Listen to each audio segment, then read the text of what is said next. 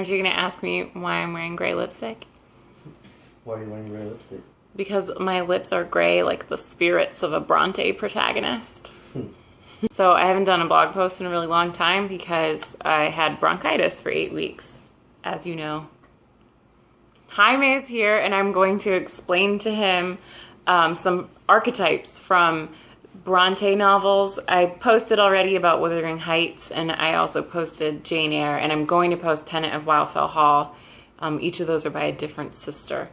And I read in addition Agnes Grey, which is by Anne Bronte, and Viet, which is by Charlotte Bronte, who wrote Jane Eyre.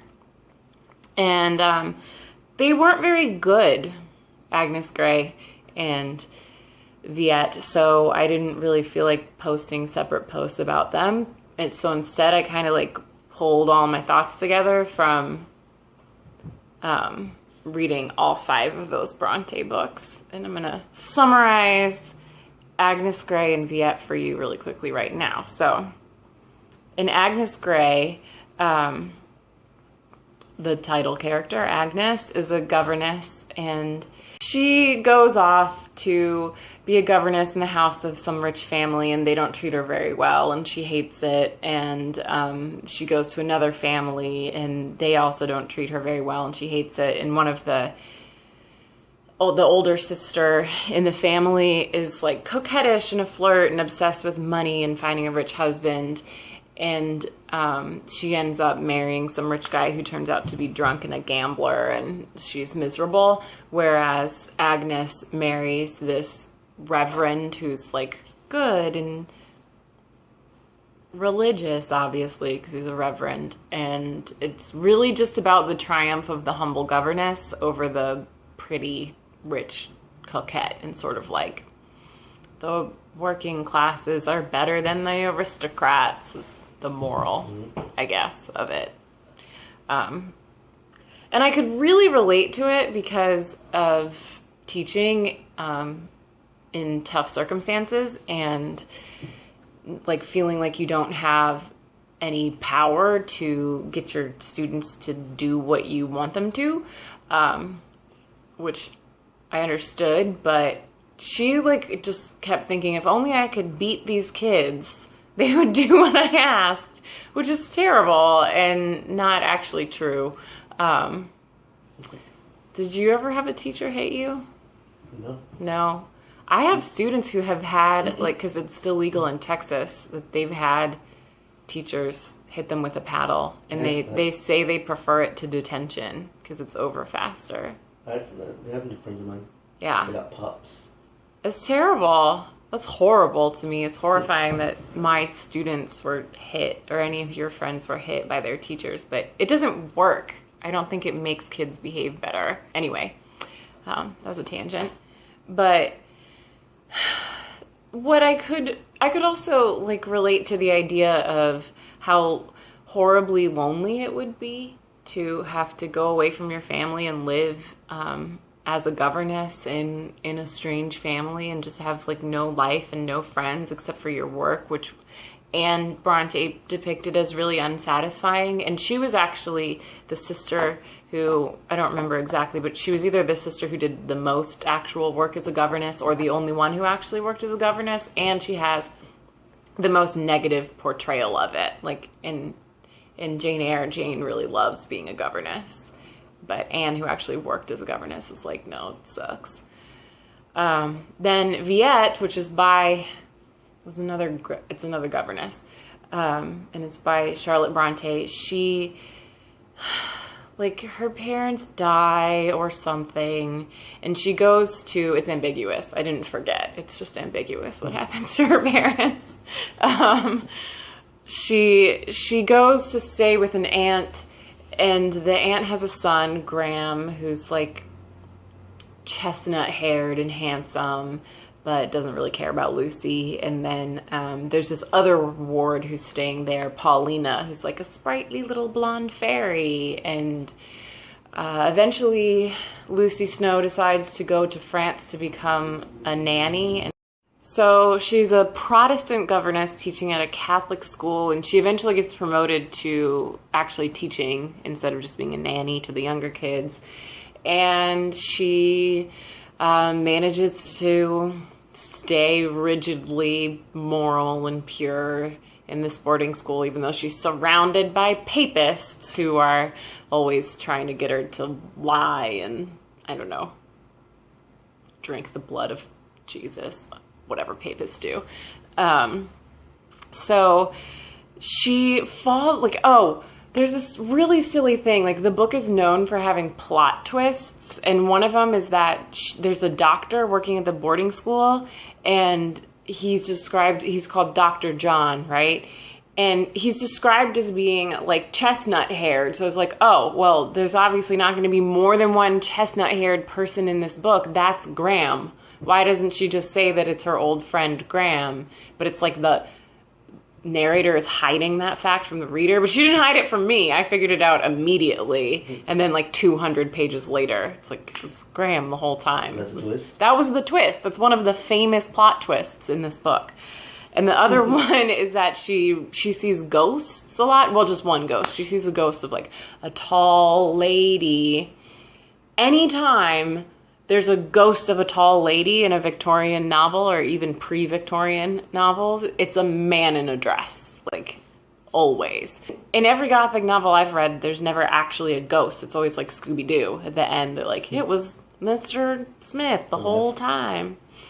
So, and I was thinking, like, it's probably some suitor to one of the teenage girls in the boarding school who's been sneaking into the boarding school dressed as a woman and pretending to be like the ghost, the famous ghost that supposedly haunts the boarding school. And that is what it turned out to be. I don't know. I just don't, like, it's hard to keep a plot twist from someone who reads so many novels. Like, you just guess it because you've seen it before. But anyway, what else was I going to tell you about Viet? Oh yeah. Then there's this horrible man, Monsieur Emmanuel, who works there, and he, like, goes through Lucy's stuff. Like, he breaks into her little locked box of stuff and leaves religious pamphlets in there. And, like, at one point, he forces her to be in a play, and he locks her in an attic and doesn't feed her while she memorizes the lines. And he's just awful. And he turns out to be the love interest. That twist actually blindsided me. I was like, what? I wasn't even paying attention very much to this horrible character or to their relationship because obviously I thought she was going to end up with Graham, but then Paulina came. So she falls in love somehow with this horrible, horrible man, and it's like a romance between them ultimately. But then his relatives don't want him to marry her, so they send him away on some ship. And the part of the novel that I actually like is that at the end, she describes, like, he helps her get started with her own school. So she has her own school, which is pretty cool.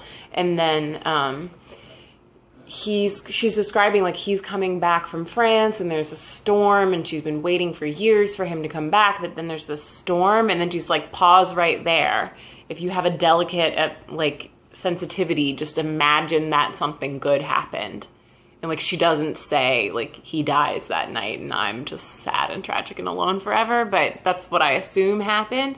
But I kind of love that, because there's lots of books where I was like, no, it can't end that way. I'm going to imagine a different ending. I'm too sensitive for this ending.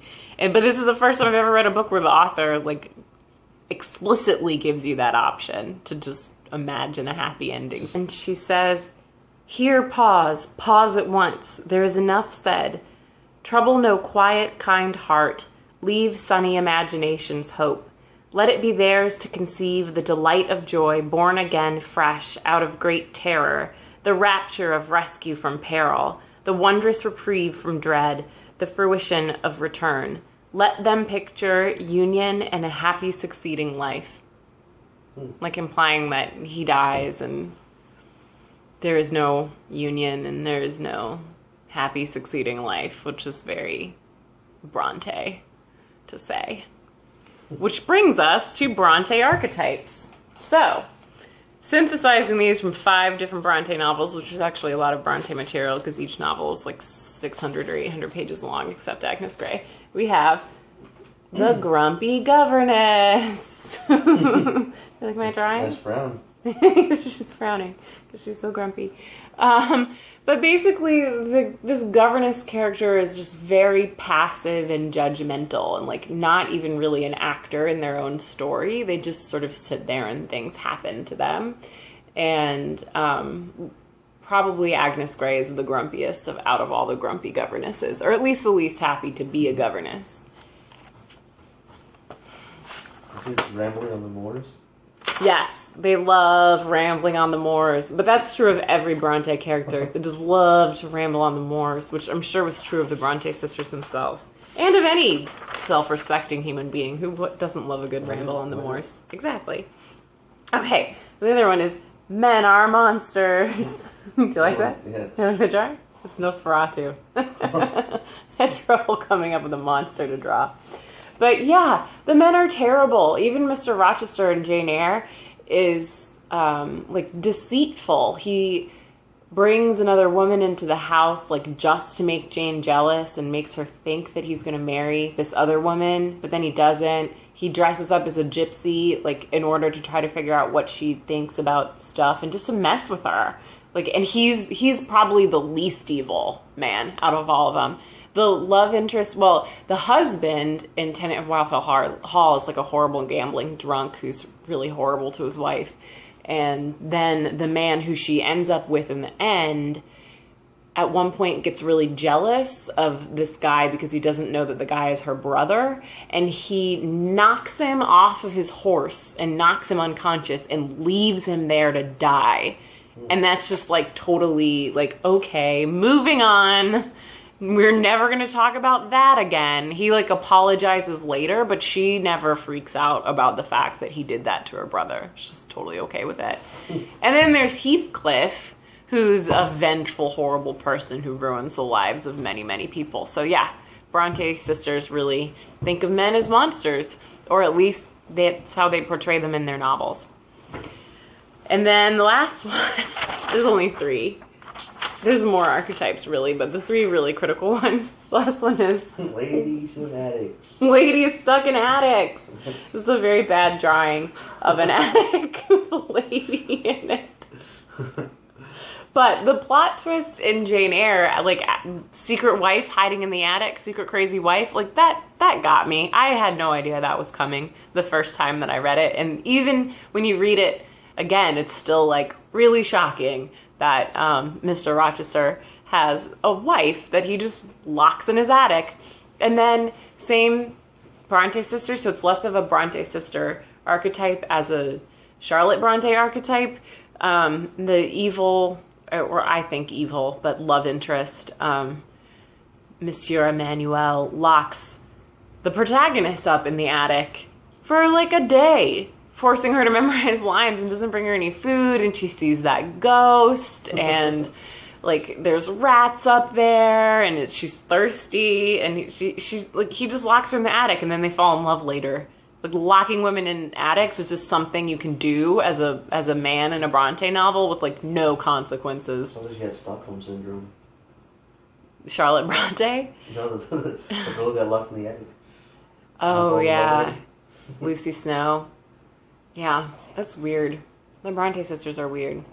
But I love them in a lot of ways because they write these like defiant women who are, you know, they don't just accept their fate. They work hard to like make a different fate for themselves. And even though they're they still have like very critical moments of defiance. Oh yeah, Jane Eyre ends up married to a rich man, which is like how you get rewarded for being a good woman in novels until the modern era, basically. Yeah, that's my Bronte archetype talk. Questions? No, very thorough. The drawings really explain most of it. Thanks. You want to go get bubble tea?